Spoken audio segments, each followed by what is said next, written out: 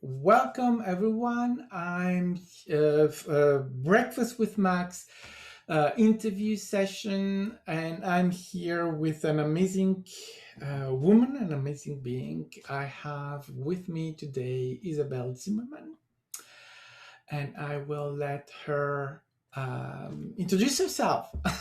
Okay. Well, hello, everyone. My name is Isabelle Zimmerman. I am a channeler, psychic, and hypnotist for past life regressions. I really focus on the sessions of past life regressions to really open up your inner ability, to open up your inner being connection, to strengthen your psychic connection. And so, as a full time ascension teacher, I have created many different tools, I would say. So, I do past life regressions, and I've created podcasts around that. And so you can hear higher uh, their spirit guides and their inner being talk about the past lives we visit and why they were shown those lives and why we dream and what are those symbols and images and signs. So if you're interested, you can check out those sessions on iTunes, Podbean, Spotify, that kind of stuff, and just search Attracting Wisdom for those podcasts. There is a body of work there for all of you to listen and expand your mind. I also have an online psychic course that I brought forth through my team. And that online psychic course is a lot of fun. And it took a year to bring forth. They had initially asked me to write a book, Max, and I said to them, I don't want to write another book. I think it's too much, blah, blah, blah, blah, blah. I want people to get in the kitchen. I don't want them to read another recipe book, to watch another video on how to do it. I want them to get in the kitchen, peeling that carrot, chopping it up, and making stew. Until you're making it, you're not cooking. So the psychic course is 21 modules, and they're modules from Yeshua. Some of you guys might know him as Jesus. Modules from Isis, Athena, the Arcturians. We cross energy through our minds, through our bodies. I make you draw all sorts of things. And it's been my delight. Not a lot of people have taken the course yet, but it's been my delight to see them awaken, to see them start to channel, to see them blossom and raise their vibration. So one of my favorite stories is I used to do a corporate job, Max, and I had a I coworker know. named Danielle. And Danielle comes to me one day at work and she's like, Isabelle, I want to take your psychic course. Now, she is she's a manager, very practical, down to earth soul. And I said, really, Danielle? You want to take my psychic course? And she said, yes, I want to take it. So she bought the course in July, but didn't start it until November. So she did have some fear. And then she took it and she called me one day and she said, Isabelle, I just saw my deceased cat curled up on my husband, Kevin. And it was so wonderful to see the energy of the cat and purring. And I said, I don't care if not another human being takes that course. That was it. I am complete. Because if I could, if Danielle, who was not aware, not open, very salt of the earth kind of woman, open up that ability, that was it. And so it's really cute. So her psychic ability is great.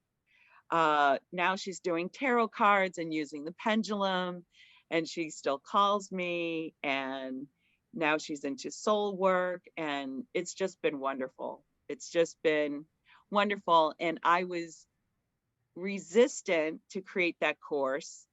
I remember telling the team I didn't want to write a book. I wanted to write a workbook. And then when I started to write the workbook, there was a lot of words. And I said, oh no, I said, I'm going to have to do videos because some of these concepts are deep, right? So then I said to them, I said, well, I don't have a camera. And they said, use your iPhone.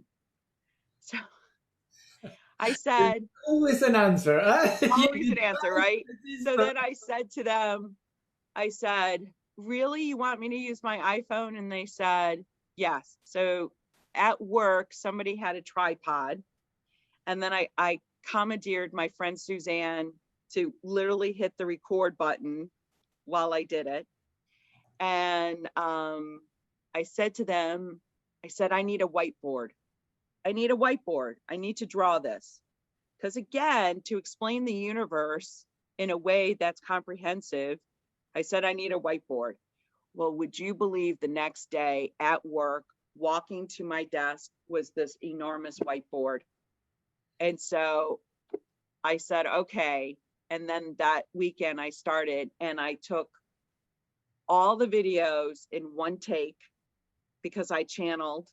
And Suzanne's like, because she's in marketing, she's like, oh my gosh, I can't believe you're taking it in one take. And I'm like, Suzanne, I'm channeling.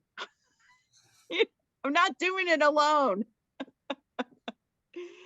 And still, even after I created all the modules, it really did take a full year to put it in physical reality. And so, you know, my friends out there listening, and Max does the crystal bowls. You know, you just have to act on your inspiration and just see where it goes, you know, and just push past the fear. And now I am so grateful I created that course because I get to witness everyone's transformation. And I have made, you know, dear friends that people I would have never known because they took the course. So again, it doesn't matter. When you create something, you have to be loosey-goosey with the outcome. You have to let it go and move on. So that's me-ish. yeah, you said before that you have a lot of things going on, but how did you find yourself to be psychic? I mean, that's a scary thing for many people, right? Because we are not accustomed to, we don't learn that as right, or we are more programmed to forget those kind of things. I agree. I agree. So I would say we're all psychic. It's a natural ability, just like dolphins speak in clicks and squeaks. You are your inner being. You cannot not be. Your consciousness and awareness might not be there. I was very afraid to meditate. I was very afraid of dark entities, I would say, or I was very afraid to play into the psychic realm because I felt like I was playing with fire and I wouldn't be able to control it. And I didn't know what to do. And so I was very, very resistant. But of course, they are insistent on the other side. I started to meditate and I took a one-on-one course called Joshua's Teachings. And it is teachings from the non-physical, a group of entities called Joshua, and Gary Temple Bodley channels these entities. And so it was a multi-pronged approach. Even though I was psychic, because I had been able to see spirits, I was afraid. How they got me to meditate was ingenious of them because I'm very sciencey. I heard a podcast around heart math, and it was a little device that you clip on your ear, and you use an app on your phone, and it measures your brain waves and your coherence, and you just watch an image of a circle going in and out, in and out, and it would chime if I was in coherence, and it would chime a lower chime if I dropped. So I could watch it, just breathe. And I said, wait a second. I was scared to meditate and it's all about breath. I feel so silly now, because that's all meditation is breathing. Like, relax, everyone, relax. So you breathe. It measured my brain waves. It measured my coherence. And then when I was doing the one-on-one program, I think I started it April 13th of 2017, and by May 8th, I was channeling. But channeling, connecting with your inner being. Yes, I do believe you have to meditate. Do I think it's necessary? Well, I think it's a good practice because you really have to quiet that chatter. Because if you have that ego mind, so it's sort of like if you want to hear your inner guides, if you go to a restaurant, Max, with your friend, and there's a lot of people in the restaurant and a band playing in the restaurant, can you really hear your friend? No. No. So now you take the band out and you take all the people out of the restaurant, and now you can really hear your friend, especially if your friend is whispering. Because working with the non-physical, in the very beginning, it's like a whisper. It really is a whisper. It's not like beating you over your head. It's a delicate energy. Working with the psychic energy is very powerful, but it's delicate. It's not a slap on the hand. It's delicate. And I think a lot of people want something visceral and physical because we're used to a physical dimension here. Yeah. But really, working with the psychic ability, you hear them in your mind. And so your ego says, oh, well, I just made that up, or I didn't hear that, right? Absolutely. And so another analogy would be if Max took one of those books behind him and he opened it up and started reading, it would sound like him, but those were not the words he wrote. That's what it feels like when you start to channel. It sounds like you, but you know that those are not the words you wrote. Yeah. Yep. I have to say, yeah, absolutely, because at the beginning, it's like you're waiting to hear someone talking to you, and you wait for it and you press it, you want it, and nothing is happening, right? And Yep. it was like, yeah, I was there. Come on now, say something. I'm listening, right? Yep. And nothing happens until the moment where just you let go of it, of Yes. expectation of any form. How should it be? What do I know? I don't know. Yes. It just Yes. happened, right? Yeah. And I think a lot of, so your team, Max and I, we were speaking earlier before we recorded this, but I call them the team or the non-physical entities or my non-physical peeps. The non-physical team is always, always with you and always, always communicating. And sometimes they communicate like, pay attention. Like I often say, be a good Scooby-Doo detective. Pay attention to repeating words. Like if you walk by a room and you hear the radio and you hear a phrase, and then later you're having a conversation and the same phrase is brought up, that's a clue. Pay attention. Don't discount it. You know, a very common one for humans is like they see a butterfly and they say, oh, well, of course I saw a butterfly because it's warm out. No, no, that butterfly could have been anywhere. You saw it. Pay attention. Pay attention to the signs. You know, one of my favorite games of figuring out if the universe was real was I asked the universe to see yellow cars. Max, when we'll be physically together, you're going to see so many yellow cars. And I chose yellow because I didn't see a ton of yellow cars. And I told them school buses did not count because school buses in the United States are yellow.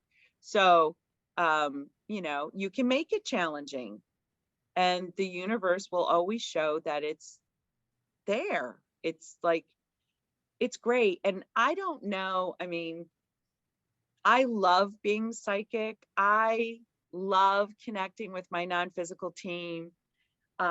Meditate every day. Heck yeah, I meditate every day. You know, I get to say hello to my friends, you know? So, sorry about that.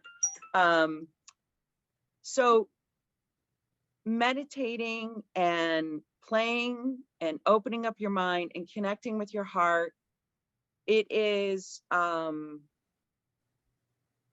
it's going into that love frequency. So I really don't think you need to be scared around being psychic because it's in that love frequency.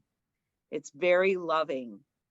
And you can just relax in that knowing that your team is really here to help you and guide you. And we are also in the grand ascension. So we're all going to raise our vibration. We're all going into more love. We're moving away from fear to love. So anyways, that's my take on it. What about you, Max? Oh, I'm totally with you there. It's when I started going more seriously into this. Well, my first, let's say, discovery of the psychic word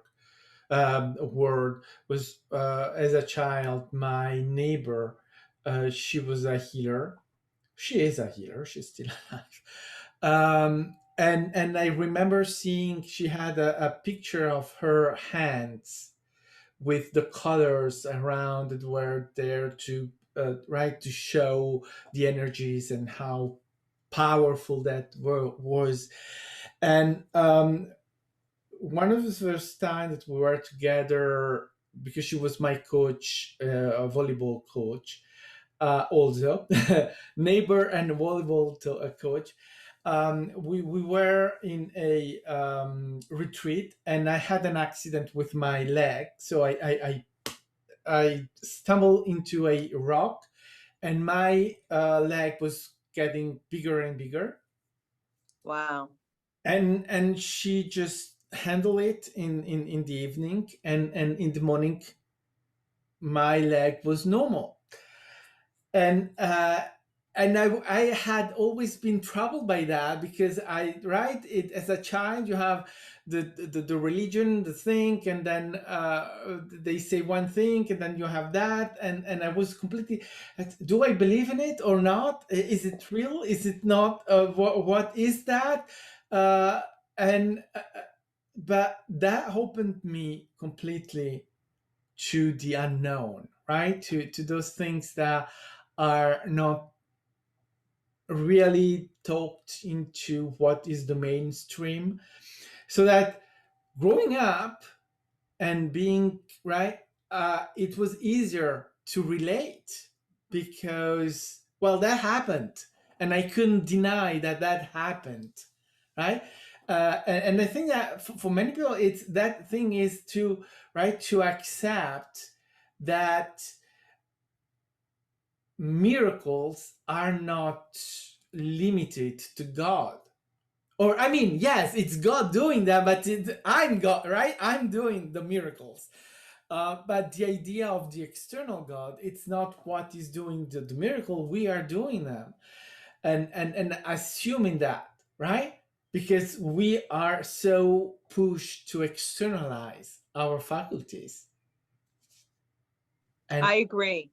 That is amazing that she healed your leg, and that was your catalyst to not be so afraid Yeah. because you had a loving experience. You went from pain to no pain, right? And I Yeah. was able to play the next day. I shouldn't have, but I was able to play the next day. So that was just wow, right? Yeah. Yeah. Wow. That is fantastic. That's wonderful. Um, so then from there, Max, she healed your leg. Then where did you go from there? What was your next step into the psychic realm? Well, it took me a long time because I was quite aware and of right the possibilities of being able to, and I quite early understood that I was able to do tarot, but at the same time, I was there. I don't want to learn every card, what it means. I Yep. entering into a structure. I understood that structures are not for me, right? I cannot have it already written down saying this means this means that. So I was quite going in and out into those things, but it took me uh, up to the moment where I started.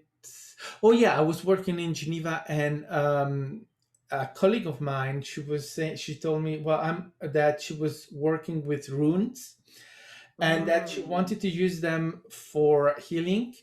And so I said, all right, I come with you, and let's see what happens with that.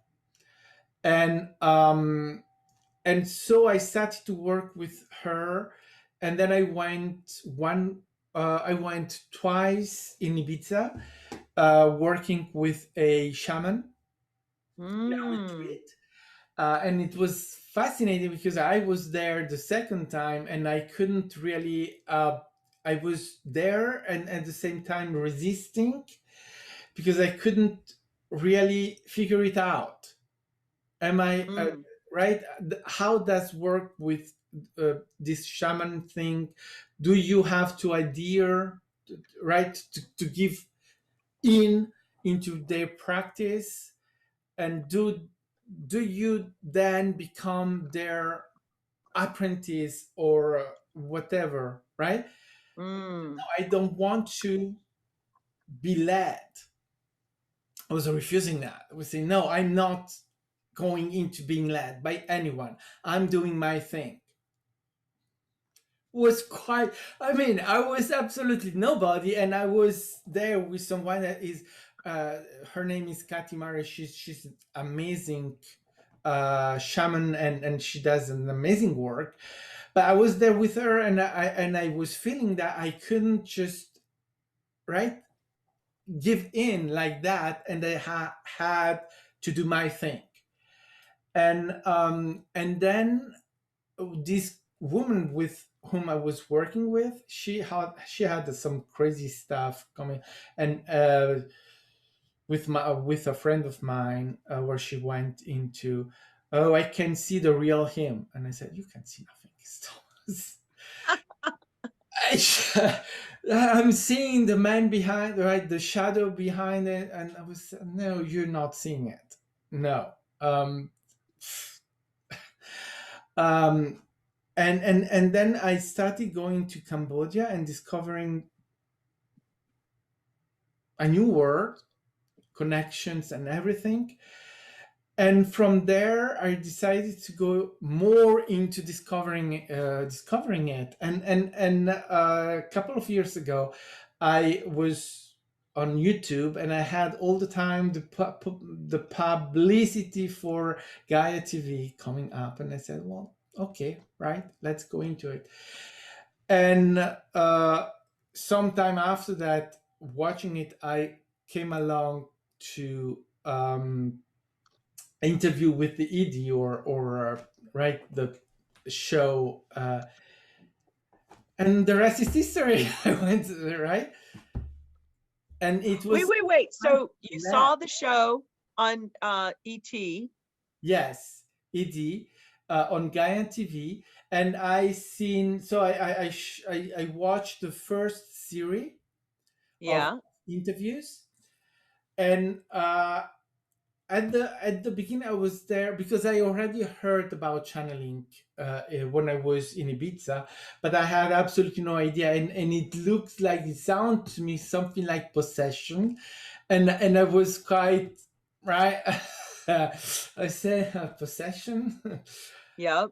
but as I saw the interviews, I was fascinating, and so I decided to contact Roxanne and to start working into it. And I had absolutely no idea where I was putting my feet, because I remember the first time I spoke with her during the first session. And I was there. It seems that I'm able to do things, but I don't see it. I have potential, or I should be doing things, but nothing is happening. Right? I Yeah. was, and then putting that all together, and then Wow. right. But it's So, so Roxanne mentored you.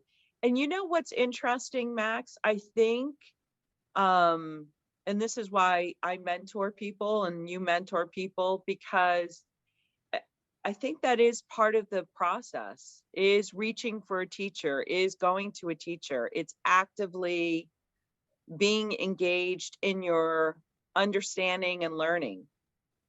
yeah, right. Yeah.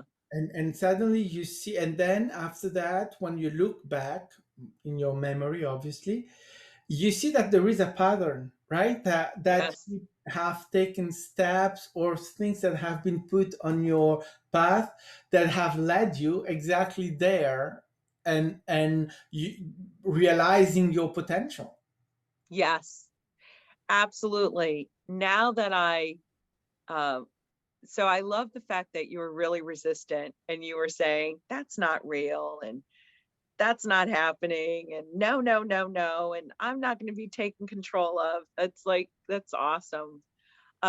Because I was really resistant to learning past life hypnosis. I too was resistant, and they had to send me messages after messages after messages, including a girlfriend, Jenny, who's on our roundtable, by the way. So Jenny said, "Oh, I want to become a QHHT therapist." And I said, "What's that, Jenny?" And she's like, "Oh, it's past life regressions with Dolores Cannon and la la la la la."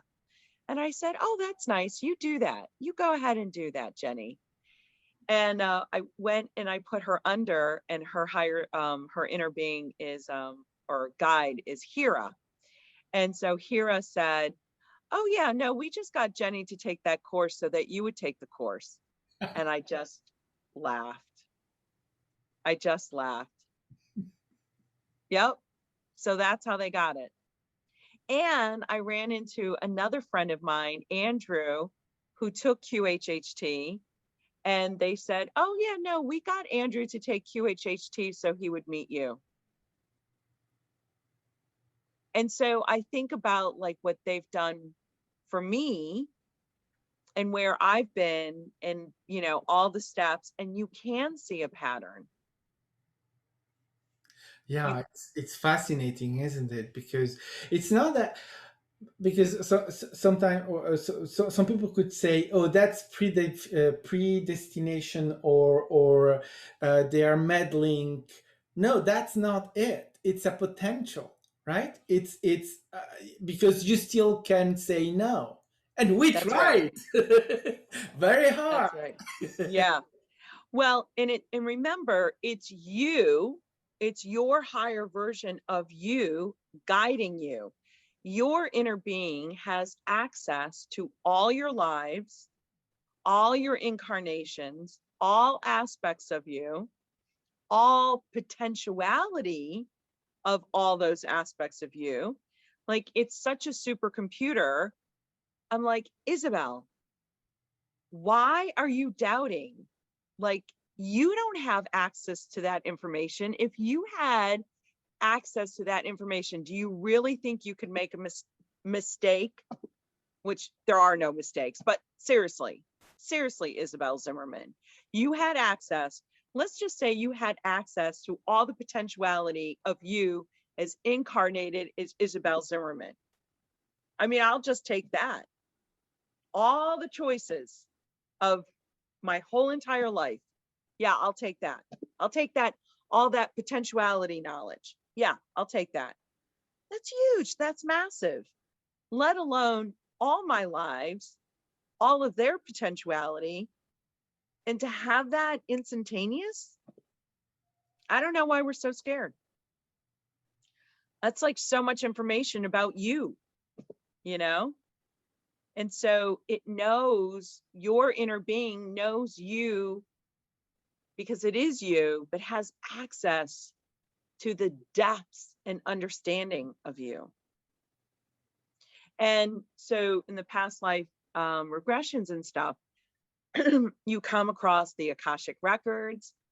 There are really libraries in the universe, and everything is recorded. Nothing can die. I just love studying the universe. I think it's the best thing.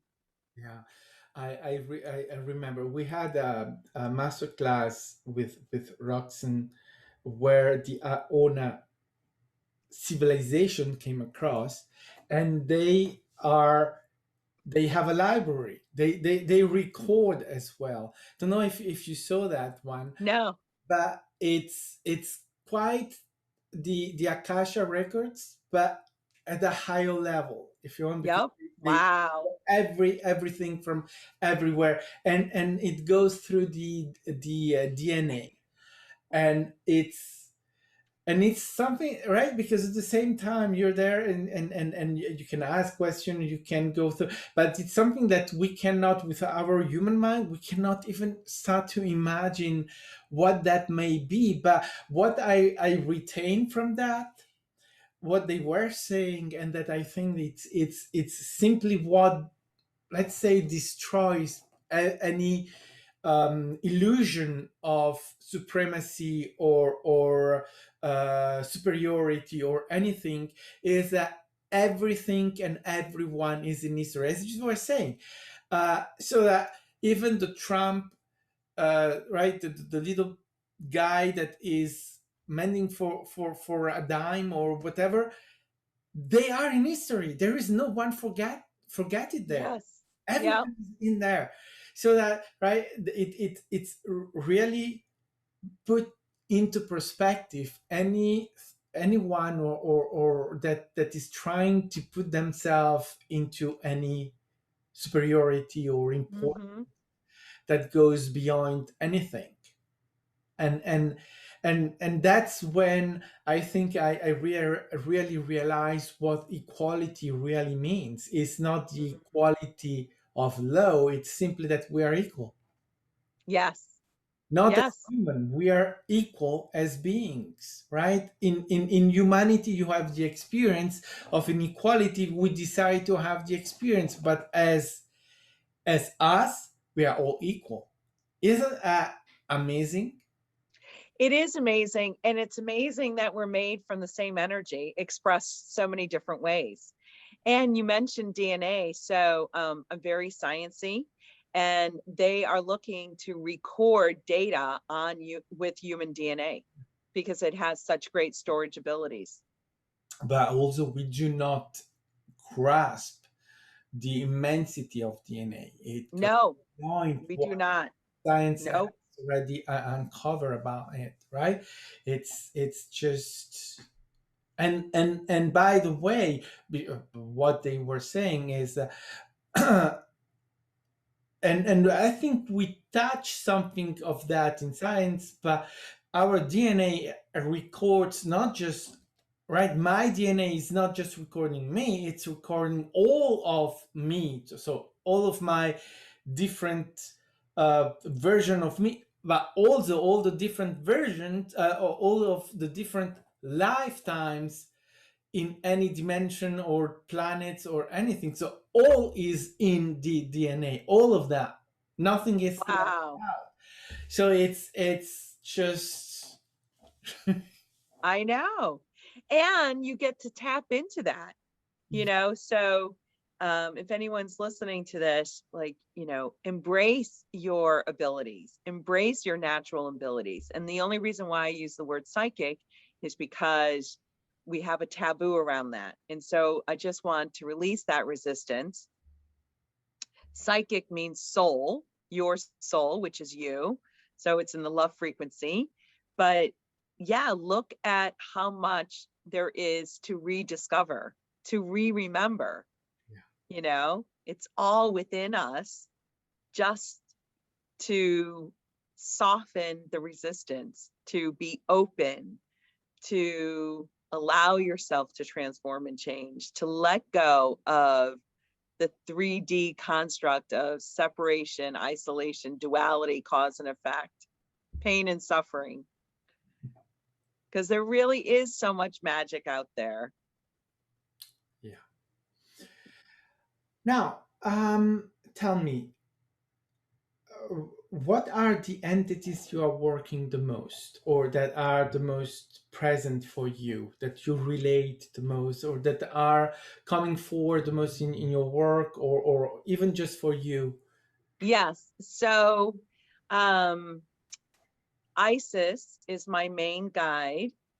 And I'm part of the soul family of Yeshua, Mary Magdalene. I have a lot of Octurians in my field. I've had many, many, many lifetimes in Atlantis. I am the embodiment of Athena, goddess Athena, and I I'm so grateful for my team. I just love Saint Germain and all my friends and Surpas Bay and the Great White Brotherhood. Like I can't believe they're like all my best friends. And I work a lot with Archangel Michael and Raphael a lot. And but I would have to say Athena, Isis, Michael, Raphael are my main four go-to. And Yeshua too. I mean, Yeshua is a really good person to communicate with on compassion. Yeah. And Yeshua is really good on helping me see judgment. I like working with Yeshua, but Isis is my girl, that when little Isabelle is freaked out and scared, and she'll take me to the Nile River. And I never see the river, but I know it's right there. But we're really in the tall grasses of the reeds. And we're just in our little sitting together in the grasses, and sometimes I'm like, Isis, I need a hug. This is really scary. But yeah, and she's the mother energy and Hathor's, and I have a lot of mother energy in me.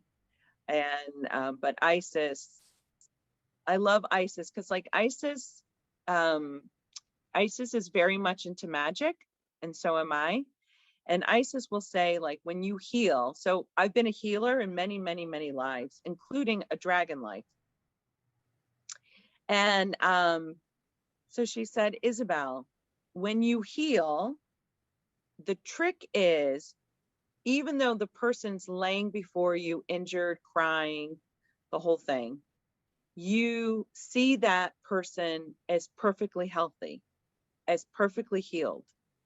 And then when you're a conduit from source energy to go through you to heal that person, you're not tied to the outcome.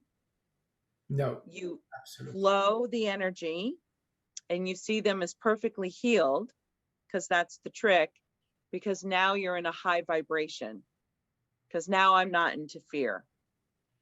And so Isis will often show a lot of tricks to me. And in the course that I created, Isis, there's a couple of exercises from Isis, and Isis is into sound alchemy, and Kimberly, who's on our roundtable. It was so awesome. So Isis is my main guide, and she was the first person I channeled. And I wouldn't talk to any other entities. I just was not having it. I was only going to talk to Isis, and I didn't want to let anyone else in. And it was the second entity that came in was Thoth, and or Thoth, however you want to pronounce it. And he gave me love songs for hours on end. I would go into my car, a love song. I would go into the grocery store, a love song. I would go into work, a love song. Like, it was just love song after love song after love song. And finally I did let him in. And then after I let him in, then, that was it. Then they were like knocking on my door. And what about you, Max? Who do you mostly work with? The angelics. Yep, I love them. I don't. I know that, right. There is Michael, Gabriel. I know that there is their energy in there.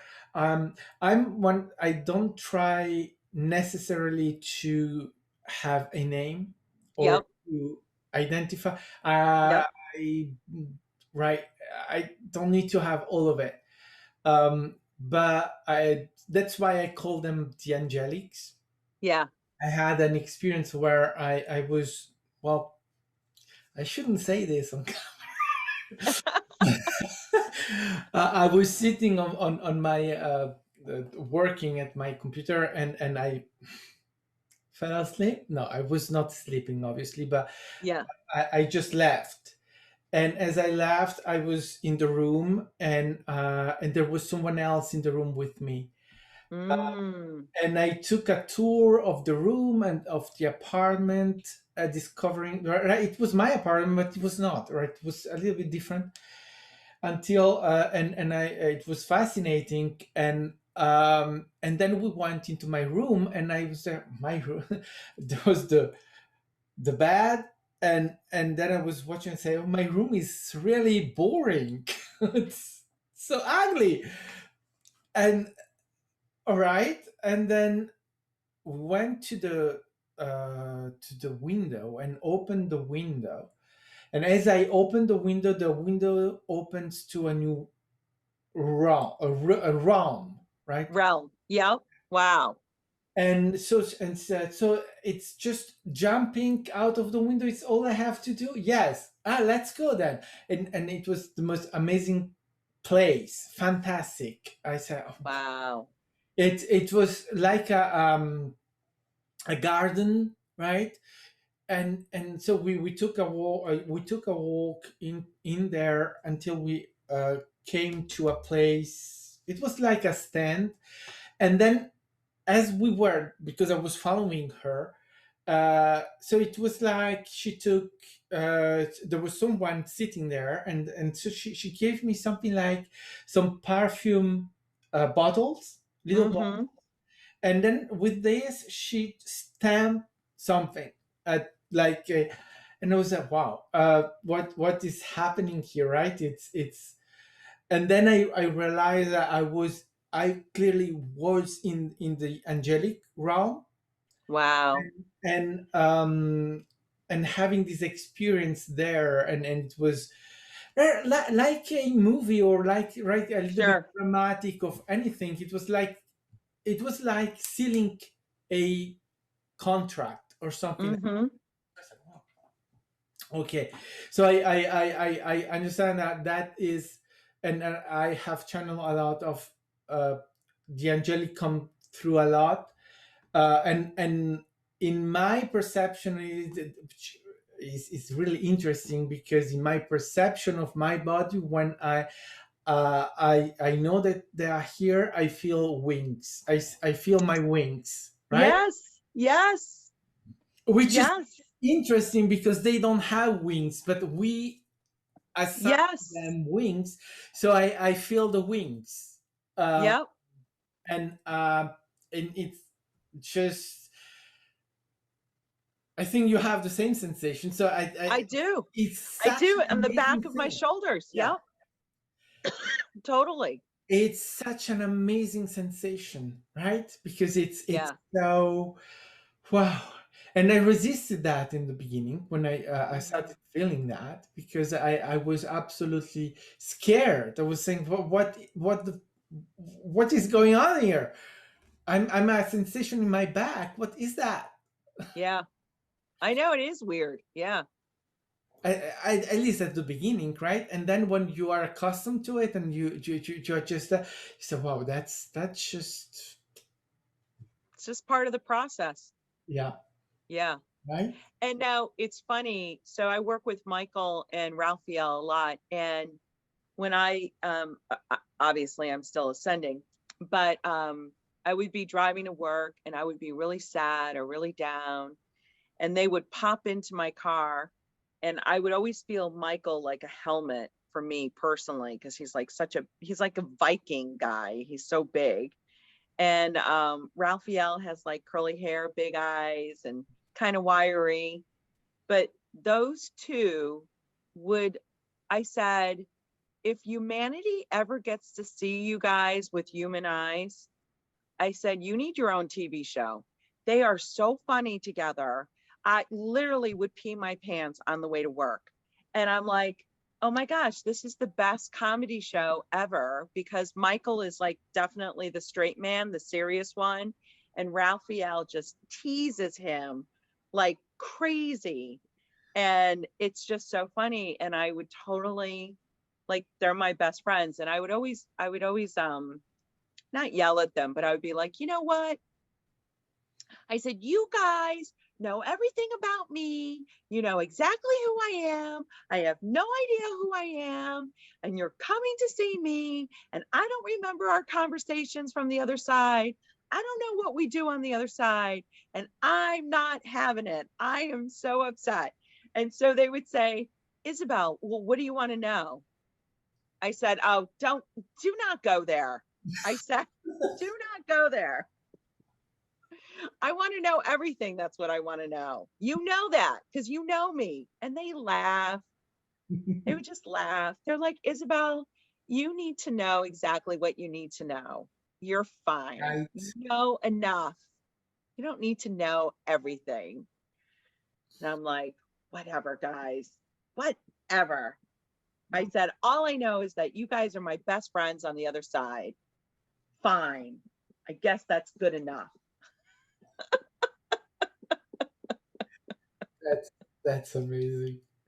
Yeah, but they are so funny. Oh my gosh. I asked them, I said, do you think humans will be able to see you guys?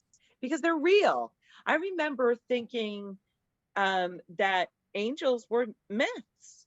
I didn't, you know, I didn't know if they were just a story. I didn't know if they were like Greek mythology. And now that I'm like, find out that I'm the embodiment of Athena, and Isis is real, and Yeshua is real, and angels are real. I'm like, is everything that we've been told real? And they're like, Yeah, yep, yep, pretty much. Yep. So it is. It's fun. It's fun. So all the fantasy is real. And I think that's amazing, because the fairy realm, they so want to be back on Earth with the humans again. We just have to raise our vibration. And I'm so excited for them to be back, because they really did disappear during the Avalon period of King Arthur. That was another one. I'm like, King Arthur's even real? well, yeah, Arcturian energy, well, with the crystal balls, obviously, and Syrian energy with the crystal ball too. Mm-hmm. That things that come through, but it's when, right, you said there Arthur and Avalon. I know I was there. I know Yeah. that that is one thing that it's really wow strong, and right, the realization of those things is just, we were saying before, right, Atlantis. Well, I know I was there, and Yes. it's, you may not have all the details about that, but somehow it doesn't matter to have the details, because well, it's you anyway, so you are expressing it. But it's just right, at some point you say, oh, I was a Roman soldier. Yeah. Oh, I was, and it doesn't matter if you were just up class, right, or down. You were there. Are you having experiences, and you got all of it? Being Yes. enslaved, being the enslaver, being this and that. You've done it. You've done it all, probably, Yeah. right? And I think once you understand that you've done it all, you've been killed, you've been murdered, you've been given birth, you've whatever, all of it, you've done it all. Doesn't matter. Um, your field of experience. So I would say this ascension is, yes, embracing the bigger aspect of you, but part of it is really, I love when I get a download of a past life and I'm not under, like I'm just meditating and I get an image or an understanding. Mm. And I love that because there's so much to discover just within my field, let alone the soul collective, let alone the galaxy. There's just, it's endless. It's endless. There's libraries upon libraries upon libraries. It goes on to infinity. There's so much to explore. Uh, and I love when, as you raise your vibration, you get new abilities turned on that's always been with you, but your DNA is being activated. When I started seeing things with my human eyes, instead of my third eye, I was just when it first happened to me, Max, I'm like, did I just see a rainbow in the middle of the night? Whoa. Like, I didn't expect that. A rainbow at nighttime with no light source. It's like with my human eyes sitting on my porch outside, so it's really cool. And so just be open. I love the fact that I can see Luna. So I was waiting for my daughter to pick her up from high school, and I was just looking out my car window, Max, and I saw the full moon. And I've looked at that moon a million times in my life, right? And so I looked up through my car window and I saw a face and I saw a mouth move and eyes. And I went, am I hallucinating? And then it went away. And then I went, dummy, dummy, dummy, dummy, dummy, dummy, dummy. Of course it's real. Gaia is real. Of course there's an entity in the moon. And then I looked back and it was back. And I went, oh, thank God I didn't become a muggle. Oh, thank God. And now I can see her all the time. And I'm so grateful. But that's what happens. Like, you shut it. There shouldn't be a moon on the face. And she's beautiful. I'm actually going to try to draw her, so that other people can see her. But she's like, I think she goes by Diana or Luna, and she's the sister, and she talks to Gaia all the time. And you know what's interesting, Max? I can't hear her. I Mm. can see her talk and sing and do all sorts of things, but it's almost like that conversation is private between her and Gaia. Mm. And I am not privy to it. That's amazing. Yeah. Of Yeah. So take a look at the moon, go into your third eye, You'll see a blue ring of light around her. I think working when it's a full moon is the best, which will be at the end of May.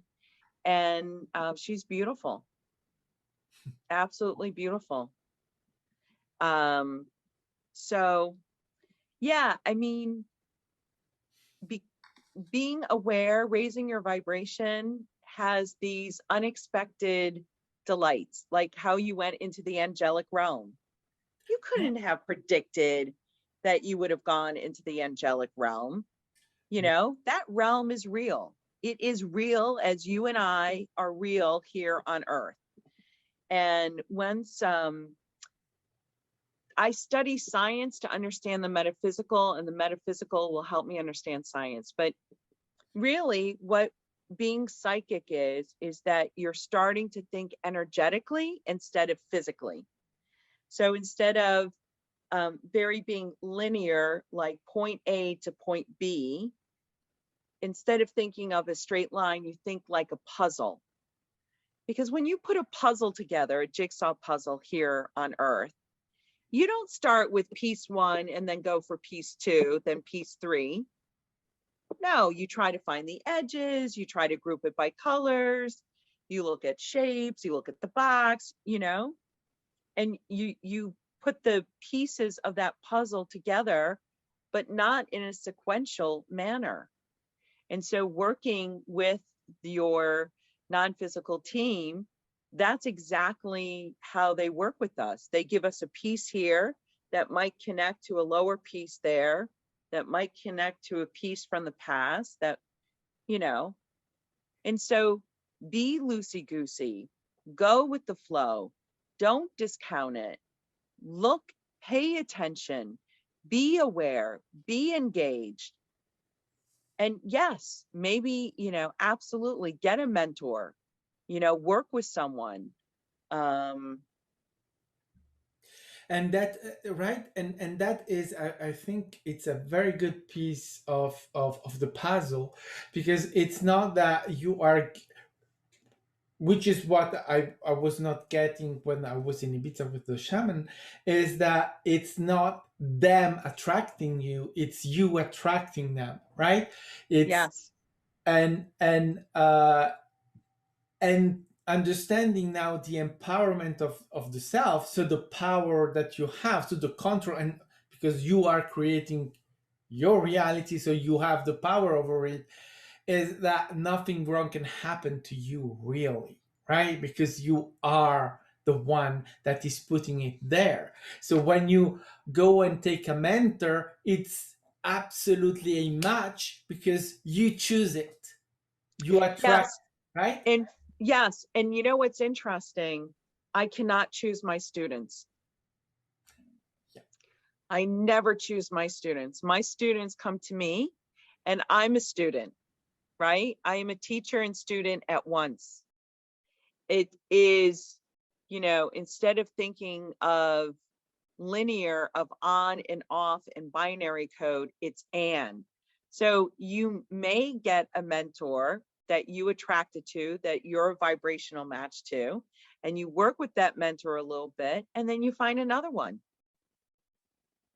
Oh yeah. It's just a step.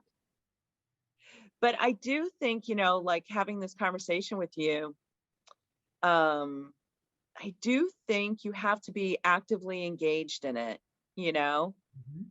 You have to put in the work Oh in yeah. order to raise your vibration. You have to focus your attention.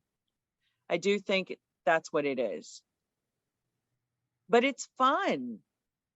It's fun. Sometimes it's heavy. Well, right, yeah, absolutely. But right, our roundtable on Sunday with, right, you put Yeah. the topic of darkness. When you go into that, and you realize, and you say to people, well, yeah, but this is still you, right? This is, yeah, you had this terrible experience, but it's still you having the experience. Yeah. yeah, you encounter a perpetrator, but actually you attracted it, right? The perpetrator is attracted to the victim. It's not the perpetrator looking for the victim, it's the victim that is looking for the perpetrator. It's quite the opposite of what we think, because obviously, right? I'm a victim, I need a perpetrator. There is Yes. no perpetrator if there is no victim, right? Yes. But when you go into this and you talk to people about these things in that way, if they are not prepared in the hearing this and understanding this, uh, it right it can go into a refusal or a not understanding of it, saying, what are you saying? You are saying that I am guilty of it, that I am the one that, right, I'm a Yes. and and I think that is really a piece of the puzzle that sometimes we really have to be aware of when presenting certain things. That the Yes. Because they'll say, especially, my daughter and I have some friends who have gaps of understanding, I would say, and they would say, I did not choose this car accident. I did not choose for my heart to be broken. I did not choose, this happened to me. And you're absolutely right, Max. Depending on where they are to understanding, if I said, my daughter gets really mad at me, she's like, Mom, you say I'm the master creator. And she's like, am I really choosing my depression? Right. And she's young. She's still young on this earth. And it's funny because her inner being is angelic, Max. yeah, And Mary Magdalene is her main guide too. But I trust them on the other side, and I console her and assist her from where I can, but she has to discover it herself, and she's not ready, and that's okay. So I said, no, Madeline, you did not choose to be depressed. You did not choose to be upset. You did not choose, because really from her level of consciousness, she's not choosing it. She exactly. might not understand the mechanism around it, the design of the game, but from her perspective, she is not choosing it. And so, yes, you are a victim because that's where she is. And so I absolutely agree with you, because you're right. Depending on where somebody is, if they really believe they're a victim, well, then they are a victim, because the universe has to give them what they believe in. I've seen with my sister for years, and I was not understanding it at the time. But right, she was the victim, right? She was going through or her life in victimization after victimization, and putting herself always in the same pattern and same thing happening to her, and then whining about it, and then coming back saying, I will never do it again, and then doing it again, obviously. Attracting the same kind of people that are right, and I was not understanding, because right, but you say, I have to try to help her, right? the the old awareness, then you realize, no, I cannot help her. I have to let it be as it is, Yeah, yeah, because it's yeah. not up to me to fix her. Right, because it's not broken. You're Yeah, absolutely exactly. right. And it's hard when it's a close loved one. Like, it's hard for me as a mother to see my daughter suffer in pain, and she really is suffering.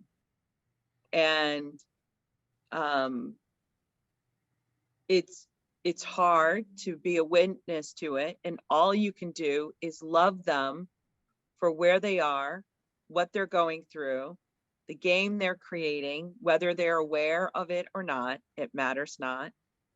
It's all for them. And, they have an inner team, they have an inner being, they have guides and everything. And so one of the things that the non-physical team kind of told me is sometimes people really need to hit a rock bottom. So one of the imageries that they gave me to understand this was, they said, Isabelle, you know of these races where humans literally go through the mud, lift cowbells, go through tires, climb walls with ropes, and I mean, like, it's grueling, Max, grueling. And they pay money to do these races. And it would not, I mean, maybe I would find it fun, but I don't think I would find it fun because I am not inspired to run a race like that, right? But they really find it fun. Scraped knees, damaged arms, ripped hands. They find it fun because it's such a sense of accomplishment that they did something so grueling and physical, right? So when somebody goes into intense fear, they're like running those races. It's their game so that they can feel such high once the race is complete. So my daughter's going very low. She's dipping very low energetically, depression, right, and suicide, to jump very high. Now, do you not think I don't want to control the conditions and make sure she's safe and doesn't self-harm? Absolutely. Do I? Absolutely, right? Because I'm a mom and I am tied to her outcome. I want my baby to be alive, right? But I soften it as, it's okay. It's okay. Yeah, we have to, right? It's so sometimes the extreme of it is like you see someone laying down in the street dying. Do you help them or not? Right. It's okay either way. Exactly. And it's the realization of that, the acceptance of that, of saying, if I help them, is that it's requested. If I don't help them, is because there is no need to help. And you say it's okay. It's okay either way. But it's right. We come from a world where saying uh, doing nothing is uncon. Right. Right. You're part of the problem, or you're second degree manslaughter because you didn't help them, or whatever. Now, if you are faced with that dilemma in your life, this is a hypothetical dilemma that Max and I are presenting, but Absolutely. whatever comes into your physical life is for you, for greater understanding. And so the human mind will go into what if scenarios. And again, you can go into what if scenarios, or you could be present and say, whatever comes my way is for me and it's okay. Yeah, that's amazing. But right, these are things that you work on, and awareness that comes to you at some point. You understand, right, the difference between uh, I'm having an experience, they are having an experience, they are requiring help, they are not requiring help, because there is also that link, right? But Yes. it's like healing. And you said before about healing, when you put the intention, you do a work of healing, well, and where you let things healing, right, to Yes. the energy come. But also what is that you don't know what you are doing, because right, you can heal something that is even not, that no one knew about, that there was anything right, happening there. Yes. Maybe you can see that they have they are wounded or something, and nothing happens there. Why? Yes. Well, because that was not in need of anything.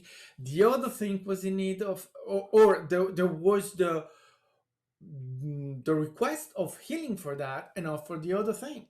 But Yes. when you're doing So it, you don't know it. no, and I really want to touch upon this. So I do a lot of past life regressions, and I will ask their inner being or guides to scan their body.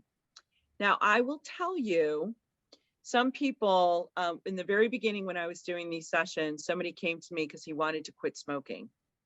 And I said, well, that's not really my expertise, but I can ask while you're under. And his entity said, no, we don't want him to quit smoking. I said, okay. And they said, because it keeps him grounded here on earth. So no, I heard we that. don't want him to quit smoking. Another person had cancer and they said, no, she still needs it. We're not curing it.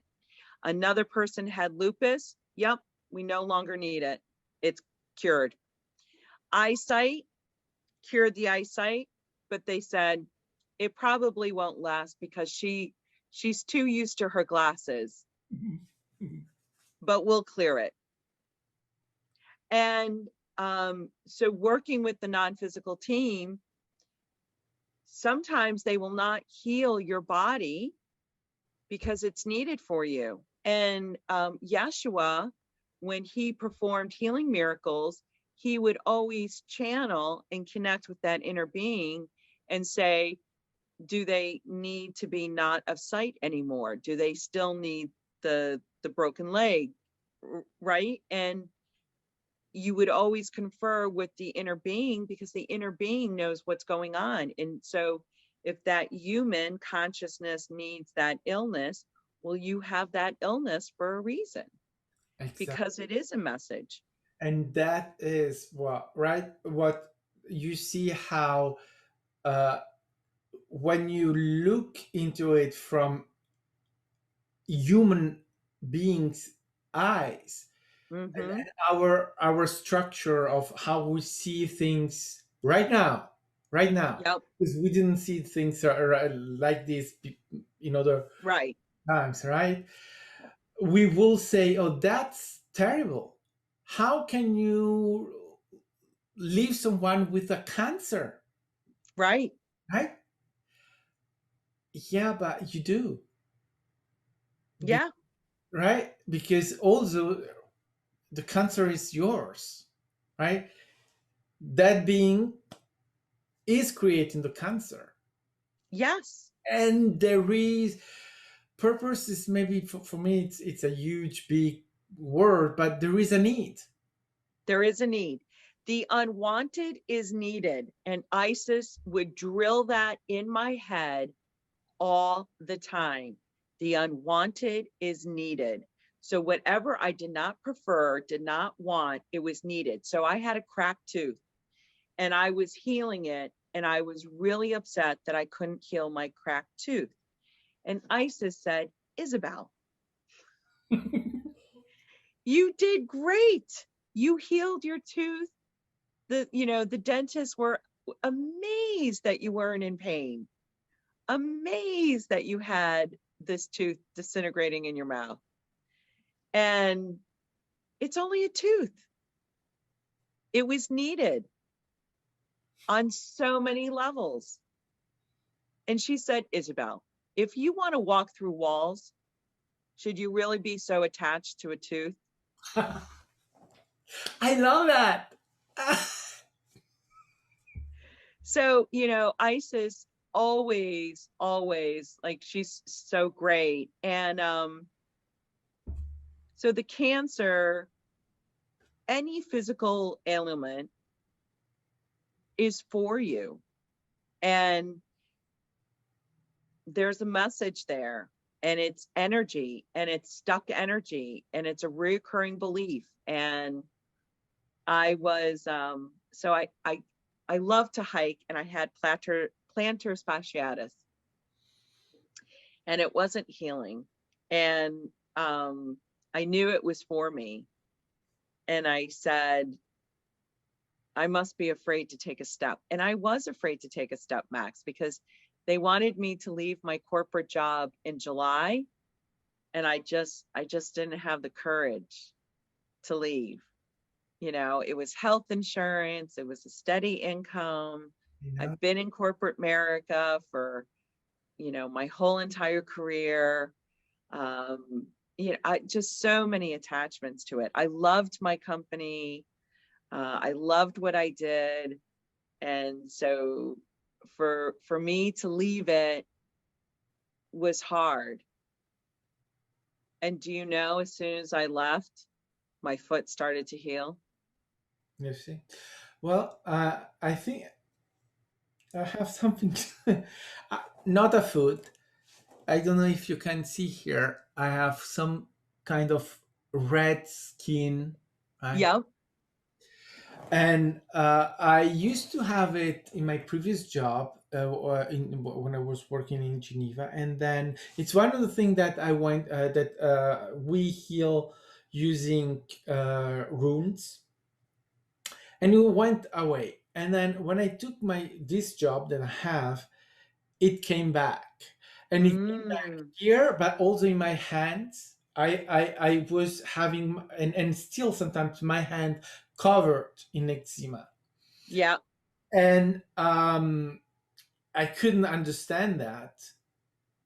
Uh, and then I kind of say, okay, right, it's the job. It's the job. It's linked with the job, and this time, yeah, it came really very heavy in my hands.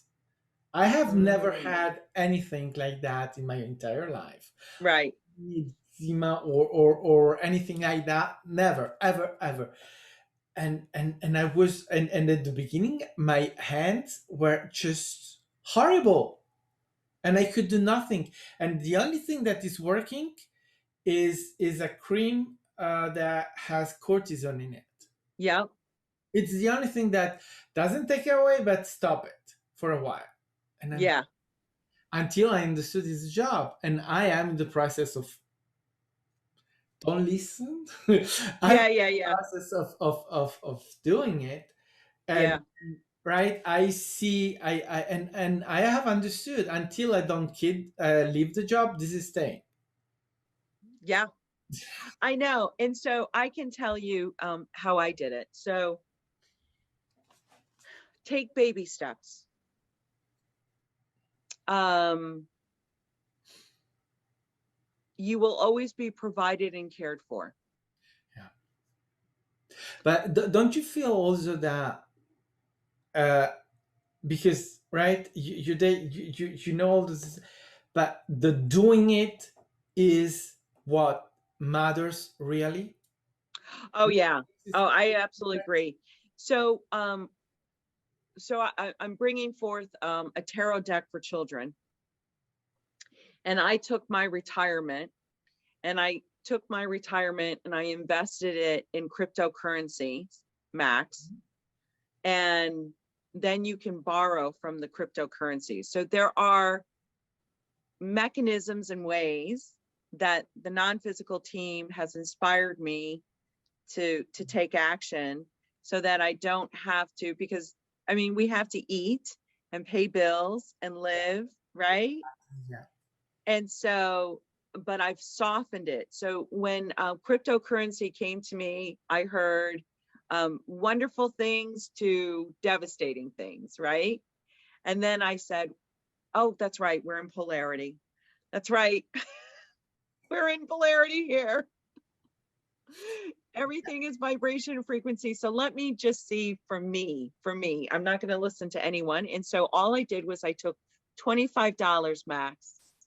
And if I lost $25, like, who cares? And I bought cryptocurrency, and I waited a year. And so I had a year information of data, and I realized it was perfectly fine. It's sort of like when we first were buying things on the internet. Oh my God, my card is going to get stolen. My money is going to get yeah, stolen. I can't buy anything online, you know. So that kind of thing. So start off small and try it, see what happens, see if it resonates with you. That may be a path, it may be a different path, but your team will guide you. They are not going to let you starve. You are not going to be homeless. Look, I absolutely, and I know that also because when I found this job that I have now, I was 4 months with no revenue, and I was desperate for a job, but I couldn't find it. For 1 year, I couldn't. I simply couldn't. I don't think that right that there was something in that I needed the time off, but also, but one day I had a dream, and in this dream, there was someone sitting next to me, and this person asked me, "What do you need?" I said, "A job." Mm, And I think a couple of weeks later, I had the job. Right. yeah, So I know that right at that point it was okay. What do you need? All right, this is okay. Right, for the time being, let's yep, have a job. So right, and so absolutely the team is there, and everything is taken care of. The thing I think that this is something that probably everyone that has done the step or is in the process of doing the step of leaving the corporate job is that you still have that fear of irrational, if because you know that everything is taken care of, but the irrational fear of the bills that you have to pay at the end of the month, or right, you tell yourself stories, how long is going to take until I'm independent, I right? agree. And Max, I have to tell you, I was trying to save up money like a cushion so I could leave, and Mhm. it never happened. Like something always came. And it was a friend of mine who channeled and said, Isabel, you're not going to have a cushion because you chose this challenge to take a leap of faith. Yeah. Absolutely relate to that because I'm in the same situation. I mean, it's not that I'm trying to put to have, but I see that my salary, the next day I receive it, it's gone. Yep. All in Yep. payment, all in, right? It's gone, Yep. and I can do nothing to stop that. Even just saying I stop buying things, I stopped that because I can't. It's just right. No. Doesn't And work. I think because you're so powerful, Max, it just makes sense that your entity wants you to take that leap of faith to see how powerful you are. And if you had that cushion, you wouldn't believe you were as powerful. And so, it's funny that we were talking about those races. So we do create challenges, different challenges for ourselves to understand ourselves. And all I can say is one of the piece of advice that I could give you as Isabel going through it was I knew the when. Like when it happened, it was such a strong knowing. It was like I could not do it. And when I told my family I was leaving my corporate job, it was a lot of tears, a lot of anger, a lot of how could you be so irresponsible, like all of it. And all I said to my I'm divorcing my husband, but my husband at the time was when I thought I was going to be a working mom. When I had Madeline, I was going to put her in a daycare center and I was going to work full time. And I went to the daycare center, and Everyone was lovely. The babies were happy. It was a beautiful place. I strapped her in the back seat of the car. I looked at her in the rear view mirror and I said, "You're not going." I went home and I said, "I'm not going back to work. I'm going to be with her." And he said, "Oh my gosh, you're our income, you're our insurance. How are we going to afford this?" And I said, "If you want to divorce me, okay, I will take the baby. And if I have to live in the car with her, I will, but she is not leaving my side." It was such a strong knowing. I couldn't care less if I we died. Like, it was so weird. It was so counterintuitive. It was so strong. And so, Max, the knowing about when to leave my corporate job was just as strong. It's just, I knew it was time. It was just time.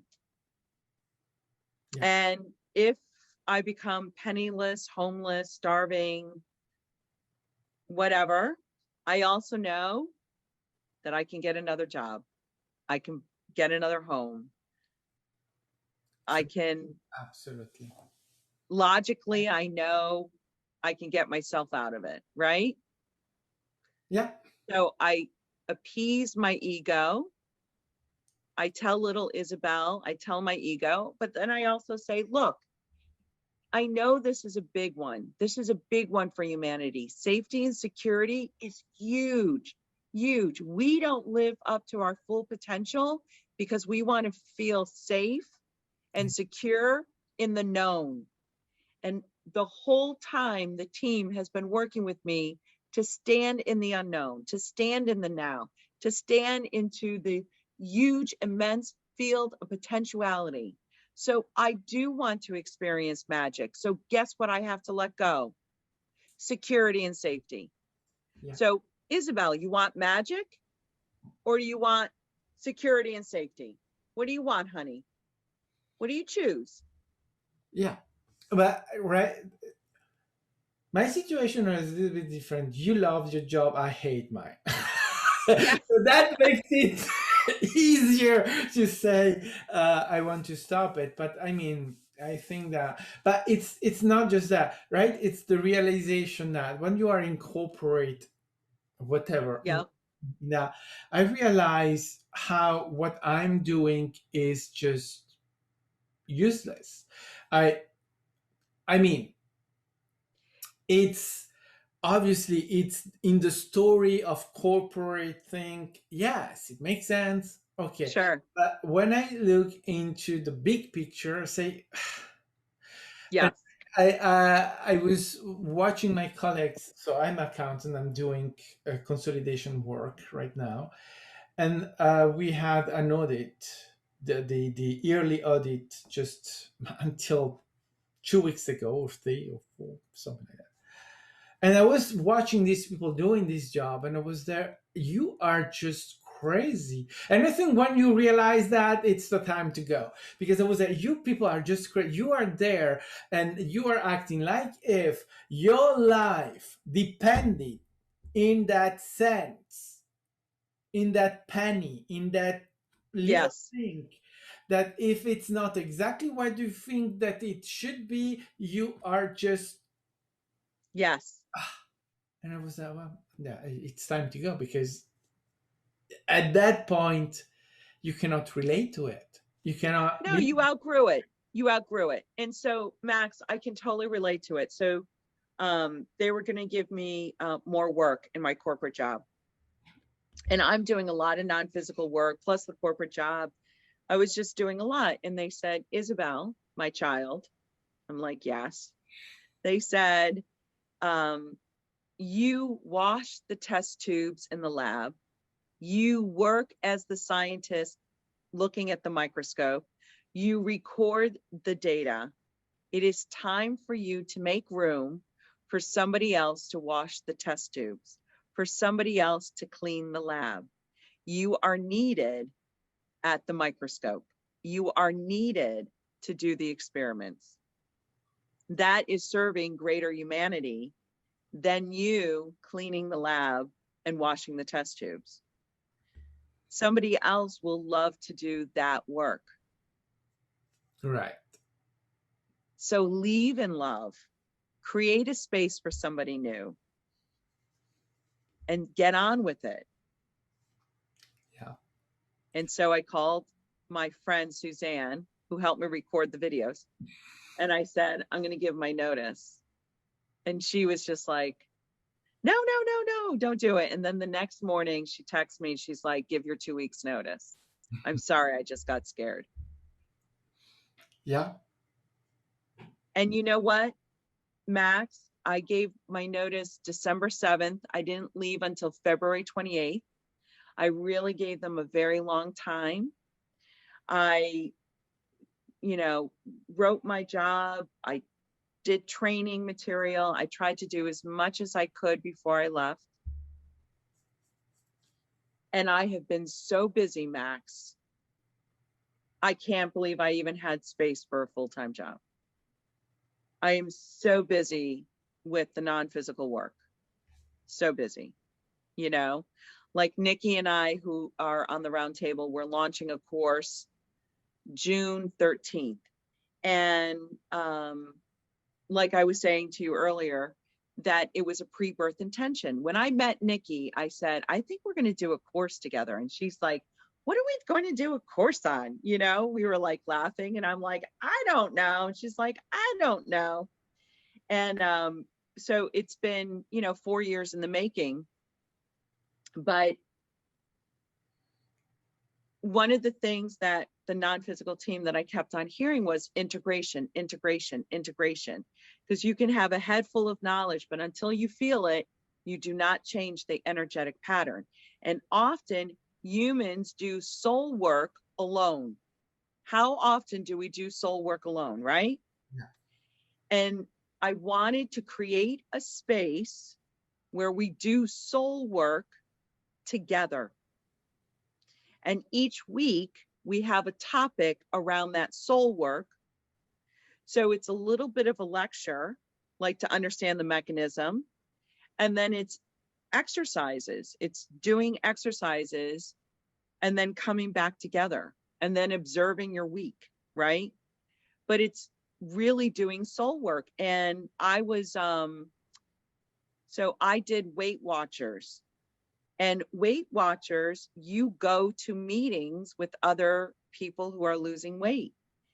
And being in a group does impact your weight loss because you have a support. Like, this is why Alcohol Anonymous works, or not for everyone, not all the time, but when you have a community and you have a team of friends, it really helps you integrate the teachings. Because like we know it here, but we're not feeling it yet, right? But I love that you say that, because one of the things that early on the angelic were saying is unity. They brought me this message of unity, and to unify, well, let's say humanity, but Yes. people, right? Already, Yeah. let's start there, bringing uh, that awareness of global consciousness, but also of connections that we have with each other, and to work together. That's why, as we were talking before recording, that's why the idea of, right, bringing the round table forward in the unity is something that is resonating, because that's unity, right? uh, so sometimes I hear, well, yeah, they stay apart, they try not to look to others that do the same job because they don't want to. I don't say, no, I want to watch others, not to, but just because there are things that are interesting, and I think that also collaborating or building things together, it's really the way to go. I Because agree. that we have Yes. to separate, and that we have to do everything in our, right, just in our corner and not look around anyone else. Yeah, right, it's your reality. Yeah, absolutely. But still connected. Absolutely. And we're connected. And I think that is really what we are looking for: connection within ourselves, connection with others, connection to the oneness, connection to source, connection to our guides. It's really that connection. And how exciting that I assist and facilitate in that connection. And so Yeah. that's all I am. I'm like an operator. I just connect the pieces. Yes. I'm just a connector. But that's the amazing thing of this job, is that you realize that you are there to facilitate. Yes. You're doing the job, right? Yep. Yep. It's That's there. it. That's right. It's, It's the individual doing the work. It is, again, it doesn't matter what I believe. It doesn't matter what you believe, Max. It matters what the person listening believes. It matters how they feel, their experience. Um, and so it's nice, but I think it's fun to play together. oh It's yes, fun. absolutely. And it brings uh my think of also of in coming into this is that when I put myself in that position of right higher frequencies, yeah, all right, vibrations, whatever. But when I am working, whether it's in healing or with the crystal balls, is that I feel my entire body changing. I feel my entire being changing and entering in a state, let's say, of creation, creator, or perfection, or alignment, or whatever you want to call it. I Mm-hmm. feel that, right, I'm there in that, and that is right. That is, Yes. I cannot express this in any other way, but I feel it right. Mm-hmm. The right situation, the right position, doing the right thing in the right moment, obviously. Yeah. But that there is nothing better than that. Yes. Being in the flow, Yeah. being aligned. I agree. It's magic. And Yeah. I want everyone to experience that. Yeah. And so Absolutely. that's what,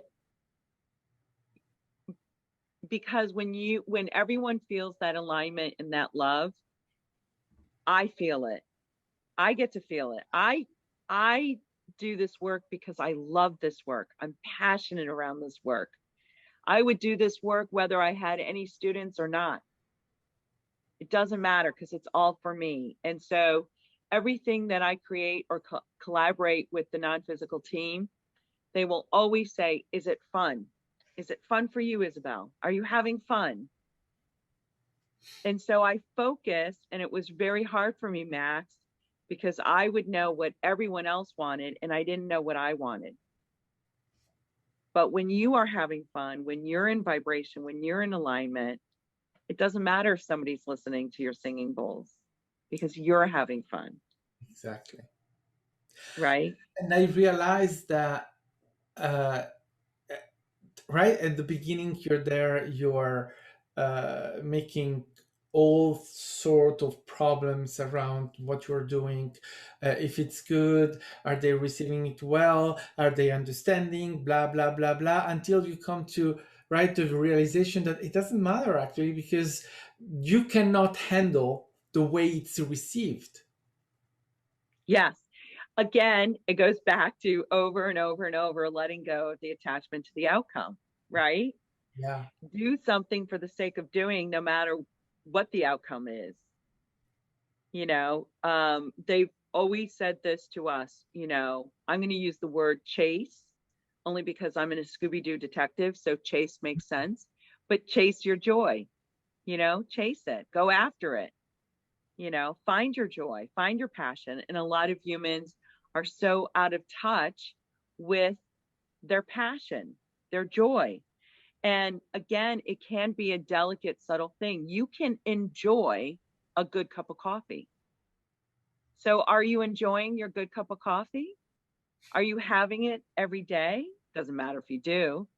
But when you drink it, are you enjoying it? Are you even focusing on the enjoyment of sipping that good cup of coffee?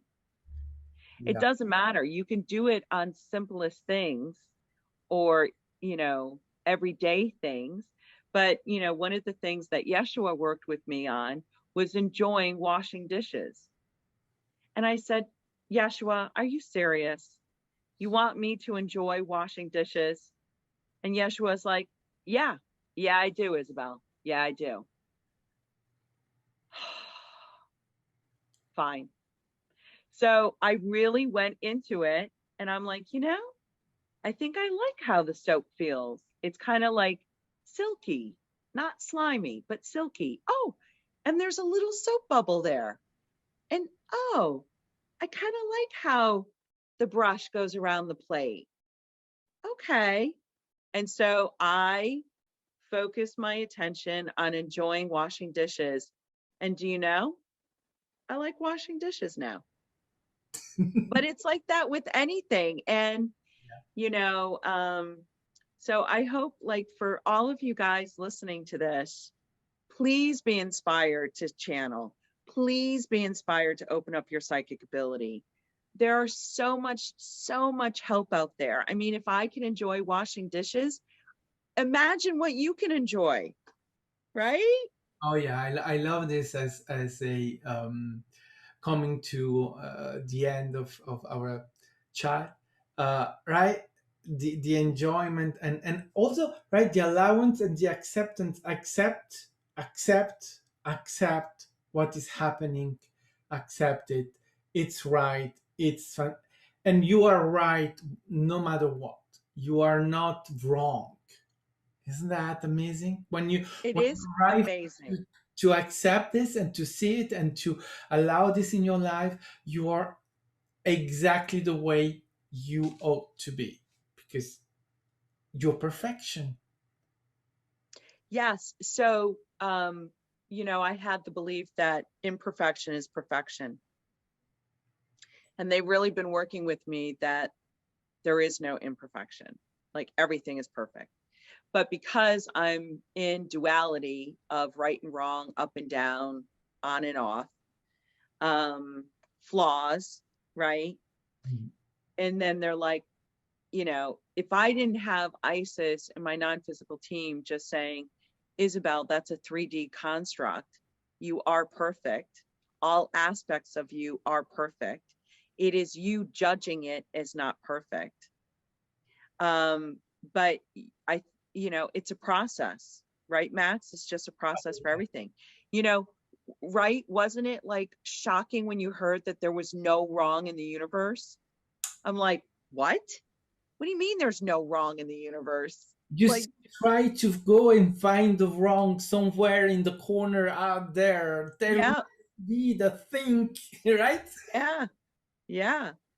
And when you see that and you understand that you don't have all the information and that there's gaps of understanding, that is your beginning of the process. So if you guys are shocked hearing that there is no wrong in the universe and you don't believe it, hey, I get it.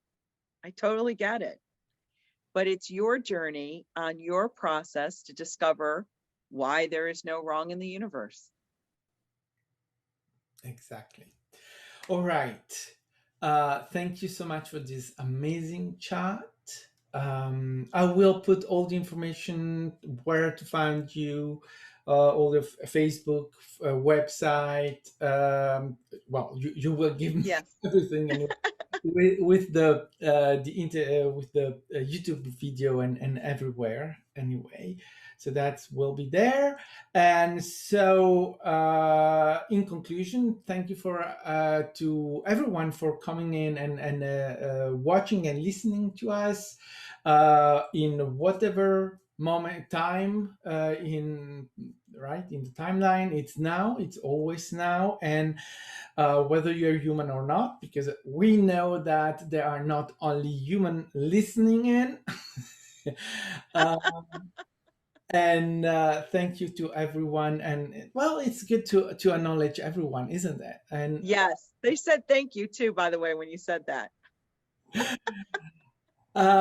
absolutely, and thank you to you, Isabel, for accepting to have this chat. And I have a wonderful time with you. So Me too. everyone else, Yes. Thank you, Max.